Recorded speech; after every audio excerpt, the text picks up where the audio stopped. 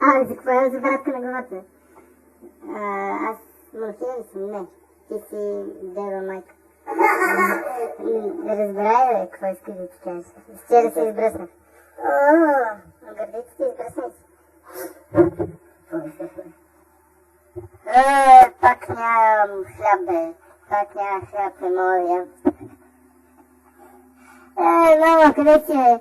Елате, пиенца, при мама. Ти удари си, бе. Те са болни. Какво ще пипаш?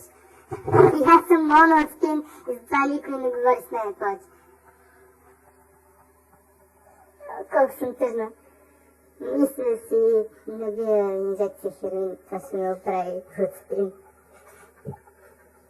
Добре, измисли си такива рими, тъпача. Елате тук да съчете мляко. Вчера не са ме издоявали отдавна. Ей! Война, виж такъв кутин да си купиш. Види кафяв от кожа на тигрозавър. Ти си динозаврите умряха отдавна.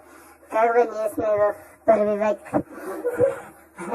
Римляните трепат динозаврите, но това не знае, че динозаврите са измрели. Аз ти казвам. Стига. Жал ми е за динозаврите. Реве ми се. Направо.